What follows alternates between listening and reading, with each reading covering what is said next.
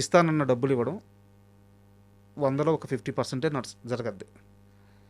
మీకు ఒక ₹1,00,000 రెమ్యునరేషన్ అని మాట్లాడుకుంటే ఆ ₹1,00,000 ఇచ్చే నిర్మాతలు కానీ ఇప్పించే దర్శకులు కానీ అతి తక్కువ మంది ఉంటారు. అవునండి. కితకితల సినిమా అయిపోయింది, సినిమా పెద్ద సక్సెస్ అయింది, మీకు రావాల్సిన రెమ్యునరేషన్ మీకు వచ్చేసింది. ఈవీవి సత్యనారాయణ గారు ఒకరోజు మిమ్మల్ని పిలిచి ఎక్స్ట్రాగా ₹2.5 లక్షల డబ్బులు చేతిలో పెట్టారు. నిజమేనా? 2.5 కాదండి. ఉమ్. ఒక 70 ఎంతో పెట్టారు. 70,000? 1,70,000. 1,70,000. సో మేము వద్దని చెప్పాను. సార్ వద్దు సార్, నాకు సక్సెస్ ఇచ్చారు మీరు, నాకు మా ఇంట్లో అసలు వద్దని చెప్పారు. ఇమ్మీడియట్ ఫోన్ చేశారు, డైరెక్టర్గా డబ్బులు ఇస్తాను, అసలు ఏ రూపాయి తీసుకోవద్దు, మనకి ఇండస్ట్రీ తెలీదు, మన ఒక మిడిల్ క్లాస్, అలాంటి నీకు ఒక లైఫ్ ఇచ్చారు, వాళ్ళ కొడుకు కన్నా మంచి పేరు ఇచ్చారు నీకు, మనం రూపాయి తీసుకోకూడదు అన్నారు మా ఇంట్లో. డైరెక్టర్ గారు చెప్పారు, సార్ నాకు వద్దు సార్ అంటే, పిచ్చి తీసుకో, నువ్వెందుకు తీసుకో, యూ హ్యావ్ ద రైట్, నేను హ్యాపీగా ఇస్తున్నాను, నువ్వు తీసుకో అని చెప్పి ఇచ్చారు డైరెక్టర్ గారు. ఇప్పుడు నాకు చాలా హ్యాపీ అనిపించింది అసలు. అందుకే ఆ టైంలో అంత రెమ్యునేషన్ అనేది ఇంకా చాలా నాకు ఇక పీక్లో వెళ్ళిపోయాను. ఇంకా అసలు ఇంటికి వచ్చిన మామూలుగా నాకు ఇంత డబ్బులు వచ్చినాయి చూసా ఒక్క సినిమాకి అని చెప్పి చాలా హ్యాపీ అనమాట. అందరికి ఫుల్ పార్టీ, ఇంట్లో అంత నాన్ వెజ్ తినడం, అసలు స్వీట్లు పంచడం, గుడికి వెళ్ళి కొబ్బరికాయలు కొట్టడం, అసలు ఒక 2-3 days చాలా హంగామా చేసాం, సెలబ్రేషన్ చేసుకున్నామండి మేమైతే. ఇంకా అంత పెద్ద డైరెక్టర్ గారు అసలు మనకి ఇంత ఇవ్వడం అనేది గ్రేట్ అసలు అని చెప్పి. నేను ఇప్పుడు కూడా గుడికి వెళ్ళిన ఆయన పేరు మీద ఆయన పేరు తలుచుకుంటాను, ఆయన పేరు తలుచుకుంటాను, నరేష్ గారి పేరు తలుచుకుంటాను, రాజేష్ గారి పేరు కూడా తలుచుకుంటాను. ఎందుకంటే వాళ్ళ ఫ్యామిలీ ఉంది కాబట్టి నేను ఇవాళ ఉన్నాను ఇండస్ట్రీ. ఒక గీతా సింగ్ అనే తెలుసు, తేజ గారు ఇంట్రడ్యూస్ చేశారు, ఆయన గొప్ప వ్యక్తి, ఆయనతో పాటు ఒక లైఫ్ ఇచ్చారు ఈవీవి గారు. So I respect this 2 directors, చాలా రెస్పెక్ట్ చేస్తారు ఇద్దరిని. ఇంకా అసలు కితకితలు ప్రాజెక్టు ఆన్ బోర్డ్ ఎలా అయిందనేది, అంటే మీ దాకా ఎలా వచ్చింది, ఎలా మాట్లాడారు, ఎలా స్టార్ట్ అయింది, కాస్త వివరంగా చెప్తారా? అంటే నేను ఏదో అప్పట్లో నేను కంట్రీకి వెళ్ళానండి, ఫుల్ ఫోన్స్ వచ్చాయి. చలపతిరావు గారు ఫోన్ చేశారు, ఏంటి 2-3 days నుంచి నువ్వు ఫోన్ చేసాను లిఫ్ట్ చేయట్లేదు అంటే, లేదంటే ఇట్లా వేరే ఊరు వెళ్ళాము, కంట్రీకి వెళ్ళాము అంటే, ఏంటంటే నువ్వు అర్జెంటుగా డైరెక్టర్ గారు ఆఫీస్కి వచ్చేసి, తెలుసు కదా ఫిల్మ్ నగర్లో, ఎందుకు బాబాయ్ నువ్వు రా అర్జెంటుగా రా. వెళ్ళంగానే డైరెక్టర్ గారు లోపల వెళ్ళి కలుపు అంటే, డైరెక్టర్ గారిని కలవడం ఏంటి నాకు అర్థం కాలేదని, ఇప్పుడు ఒక 3-4 months నువ్వు ఏం సినిమాలు చేయబాకు, నువ్వు సినిమాలు సార్ నేను ఏం చేశాను సార్ అని, లేదు ఒక ప్రాజెక్ట్ అనుకుంటున్నా, నువ్వు దానికి మెయిన్ నువ్వు అని ఏ పడితే ఒప్పుకోబాకు, నువ్వు ఇంకా నువ్వు కొంచెం లావ్ అవ్వాలి సార్, సినిమాలు చేయకపోతే ఎట్లా సార్, నువ్వు ఏం చేయదు, నేను చెప్తున్నాను కదా నీకేం కావాలి నేను అన్ని ప్రొవైడ్ చేస్తాను అన్నారు.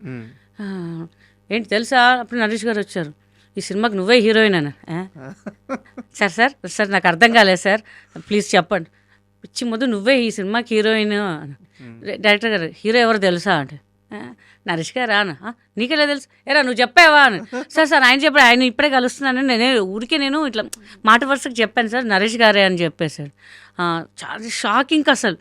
నేను చెప్పాను సార్ మీ సినిమా అంటే నాది మదర్ టంగ్ హిందీ, కొంచెం మాట్లాడతా బట్ నాకు తెలుగు అంత ఫ్లూయెంట్గా రాదు సార్, మీ సినిమాలు పెద్ద డైలాగ్స్ ఉంటాయి సార్, చూశాను కదా చాలా సినిమాలు చూశాను నేను, నా వల్ల కాదు సార్ ఇవన్నీ, నేను పెద్ద డైలాగ్స్ నీకెందుకు, నువ్వు చేస్తావు, నువ్వు కాన్ఫిడెన్స్ ఎందుకు కోల్పోతావు, నేను ఉన్నాక నేను చేయిస్తాను కదా, నీకు స్క్రిప్ట్ ఇస్తాను, నువ్వు నేర్చుకో, కో డైరెక్టర్ ఉంటారు, అందరు నీకు హెల్ప్ చేస్తారు సార్, ఎంత హెల్ప్ చేసినా నేను ఇంత పెద్ద 10 lines డైలాగ్స్ అయితే నేను చెప్పలేను సార్, నేను మర్చిపోతాను. అదిగో నువ్వు కాన్ఫిడెన్స్ వదలకు, నువ్వు చేస్తాను ఒక కాన్ఫిడెన్స్ పెట్టుకో, తర్వాత విషయం అది. కానీ అక్కడ చాలా ధైర్యం ఇచ్చారు ఈవీ గారు. సో ఇంకా స్టార్ట్ చేసామండి. మ్యాక్సిమం నా అన్ని సెకండ్ టేక్ ఎక్కడ పోలేదు, అన్ని సింగిల్ టేక్లో ఫినిష్ చేశాను. నరేష్ గారు ఏదో ఒక్కసారి ఒక సెకండ్ టేక్ వెళ్ళేసరికి తిట్టారు, చూసావా నీకన్నా ఇంత బాగా చేస్తుంది, పిచ్చి ఫస్ట్ టైం చేస్తుంది, నువ్వేంట్రా ఇట్లా చేస్తున్నావు అనగానే ఆయన ఇట్లా చూస్తుంది, అయ్యో రా బాబు నాకేం తెలియదండి బాబు, పాప ఆయనకు అప్పుడే స్క్రిప్ట్ ఇచ్చారు, నాకు ముందు రోజు నేను ప్రిపేర్ అంటే, పర్లేదమ్మా ఊరికే ఇలా చూశాను నీ రియాక్షన్ ఎలా ఉంటుందని. చాలా బాగా హెల్ప్ చేశారండి నరేష్ గారు అయితే, ఆ సినిమాకి కూడా ప్రతి సీన్లో హెల్ప్ చేశారు ఆయన. సో ఆయన కూడా అసలు నేను మర్చిపోను ఇంకా అసలు. అండ్ కితకితల గురించి ఎందుకు ఎప్పుడు ఇంత స్పెషల్ దేనికంటే, రీసెంట్గా ఒక 1 year కూడా కావట్లేదు, అల్ల నరేష్ గారు ఒక ఇంటర్వ్యూలో మాట్లాడుతూ సినిమా బడ్జెట్లు పెరిగిపోయినాయి, కలెక్షన్స్ ఇంత వస్తున్నాయి, ఇట్లాంటి ఒక కన్వర్జేషన్ జరుగుతూ ఉంది. కథ డిసైడ్ చేస్తుంది. మేము అప్పట్లో కితకితలు అని ఒక సినిమా తీసాము, నాన్నగారి డైరెక్షన్లో, ఓన్ ప్రొడక్షను, 60 లక్షలు బడ్జెట్. అవునండి. ఎన్ని కోట్లు వచ్చినాయో తెలుసా మీకు? ఒక పెద్ద నెంబర్ చెప్పారు ఆయన, 8 crores వచ్చాయండి. 8 crores. అది జెమినీకి మేము అమ్మాము శాటిలైట్. అప్పుడు 8 crores అంటే ఇట్స్ నాట్ ఏ జోక్ అండి అసలు. అవును. ప్రతి ఫెస్టివల్కి అసలు వేస్తుంటే అసలు నాకు ఏదైనా సండే రాగానే ఫెస్టివల్ని చాలా కాల్స్ వచ్చేవి. ఓహో ఇవాళ సినిమా రిలీజ్ అయినట్టుంది, టెలికాస్ట్ అయినట్టుంది టీవీలో అనుకునేదాన్ని. ఉమ్. యాక్చువల్ అందరూ అడుగుతారు సెకండ్ పార్ట్ ఎప్పుడండి అని చెప్పి. అది మన నరేష్ గారికి తెలియాలండి ఎప్పుడు స్టార్ట్ చేస్తారో.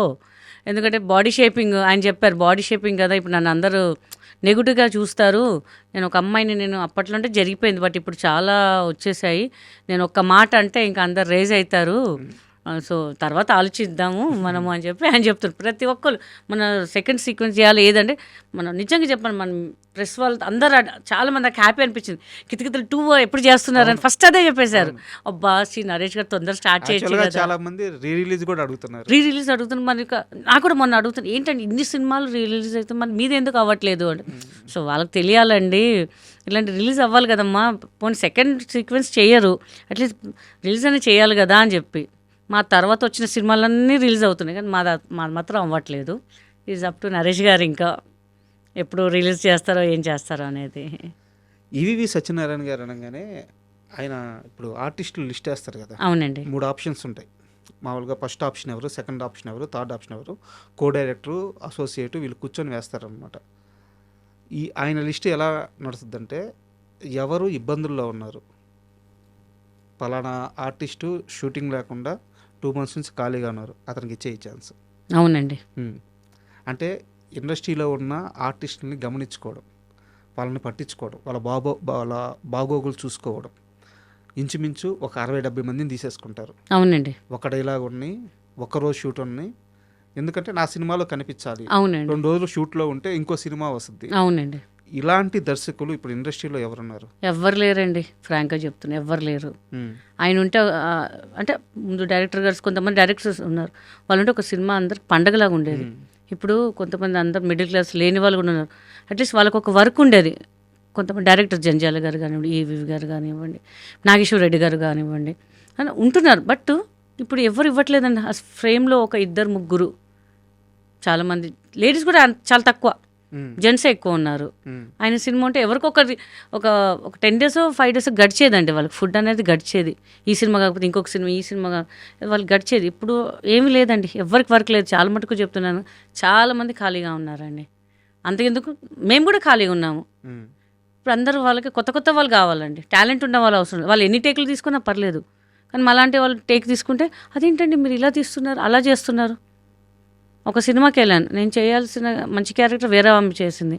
So I respect direction department. వాళ్ళు వచ్చి చెప్పారు, మేడం మీరు చేయాల్సింది ఇది కాదండి, మేము అనుకునేటప్పుడే మిమ్మల్ని అనుకున్నాము, ఇప్పుడు రాగానే మొత్తం మారిపోయింది, అసలు మీరు చేయడం అయితే మాకు ఇష్టం లేదండి, is up to you madam అనగానే చింది అమ్మ, నేను మనకు రెస్పెక్ట్ లేని చోట ఎందుకండి అని చెప్పేసి నేను వదిలిపెట్టి వచ్చేసాను. నేను ఇంకా అవుట్డోర్లో ఉన్నానంటే నాకు కుదరలేదని చెప్పేసి వాళ్ళ డేట్స్ అన్నీ వదిలేశాను. ఈ సరైనోడు సినిమా వివాదం ఏంటి? అంతే, నా ప్లేస్లో ఇంకొకళ్ళని పెట్టుకున్నారు, దట్స్ ఇట్. కానీ ఆ టైంలో బాగా హట్ అయ్యానండి నేను చాలా.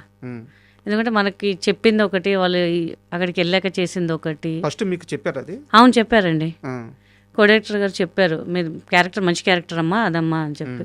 సరే అని చెప్పి వెళ్ళాను. కట్ చేసి ఆ అమ్మాయి చేస్తుందంట క్యారెక్టర్.